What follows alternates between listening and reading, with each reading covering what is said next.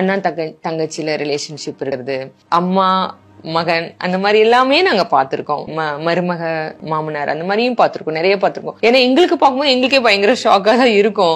ஆனா இது வந்து நம்ம ஒரு 100 கேஸ் பாக்குறோம்னா, 100 இல்ல, ஒரு 200 கேஸ் 300 கேஸ் பாக்குறோம்னா அதுல ஒரு கேஸ் தான் இந்த மாதிரி இருக்கும். ஒரு லேடி வந்து கேஸ் கொடுத்தாங்க, நான் ஒரு கேன்சர் பேஷண்ட், இப்போ கியூர் ஆயிடுச்சு, ஓகே, பட் எங்கிட்ட ரொம்ப லவ்வா இருப்பாரு, என்னோட ஹஸ்பண்ட் வந்து அவ்வளவு பாசமா இருப்பாரு. பட் என்னன்னு தெரியல, கொஞ்ச நாளா வந்து ஏதோ சம்திங் ராங், அவர் வந்து என்ன வந்து ரொம்ப விலகுறாரு, தேவையில்லாத சண்டை போடுறாரு அப்படின்னால தெரியுது. இவர் எங்கிட்ட கேஸ் கொடுக்க வந்தவங்களுக்கு ஒரு 45-50 இருக்கும் ஏஜ் இருக்கும், அவருக்கு ஒரு 50-55 இருக்கும்னு சொன்னாங்க. அவரை ஃபாலோ பண்ண ஆரம்பிச்சோம். நிறைய வீட்டுக்கு இப்பெல்லாம் வரதில்ல, எங்கேயோ ஸ்டே பண்ணிக்கிறேன்னு சொன்னாரு.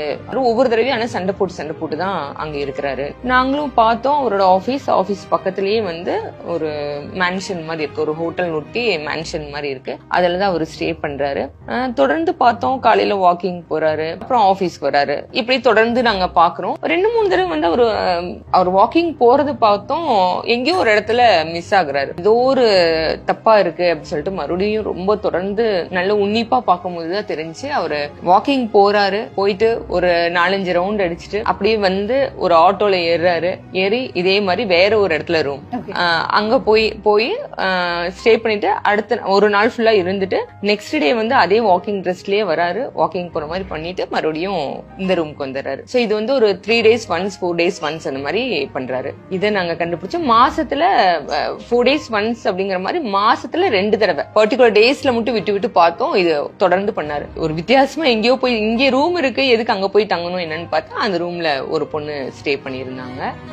அந்த பொண்ணு யாரு என்னன்னு சொல்லி பார்க்கும்போது எங்களுக்கு ஃபர்ஸ்ட் இவங்க இந்த பொண்ணு, இந்த லேடி எங்கிட்ட கேஸ் கொடுக்கும் போது அவங்க தங்கச்சி ஒருத்தவங்க இருக்காங்க, அவங்க தங்கச்சிக்கு ஹஸ்பண்ட் இல்லைன்னு சொன்னாங்க. சோ நான் தான் வந்து நிறைய ஹெல்ப் பண்ண சொல்லுவேன். அதனால எங்க வீட்டுக்கார் வந்து அவங்க ஃபேமிலி ஃபுல்லாவே என்னென்ன வேணும் ப்ரொவிஷன்ஸ்ல இருந்து எல்லாமே பார்த்து பண்ணி கொடுப்பாரு அப்படின்னாங்க.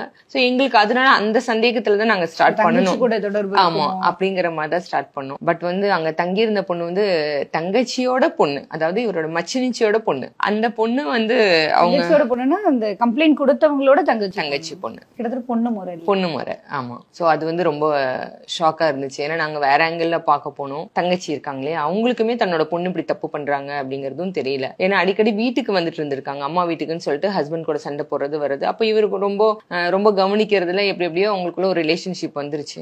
அந்த பொண்ணு, அதாவது அந்த எங்கிட்ட கேஸ் கொடுக்க வரவங்களோட தங்கச்சி தான் நாங்க சந்தேகப்பட்டோம். ஏன்னா அவங்களுக்கு ஹஸ்பண்ட் இல்லைன்னு சொன்னாங்க, இவரு தான் வந்து ஃபுல் அண்ட் ஃபுல் பாத்துக்கிறாரு அப்படின்னாங்க. அப்படின்னாலே சரி இவங்களுக்கு உடம்பு சரியில்லாம இருக்கிறதுனால அவங்களுக்குள்ள ஏதாச்சும் ஒரு ரிலேஷன்ஷிப் வந்திருக்குமோ அப்படிங்கிற மாதிரி. அது எங்களுக்கு ரொம்ப ஷாக்கான விஷயம். ஓகே, இப்போ அந்த பொண்ணோட வயசு அப்படின்றது 25 years அந்த மாதிரி. 25 வயசு, இவருக்கு 55 வயசு.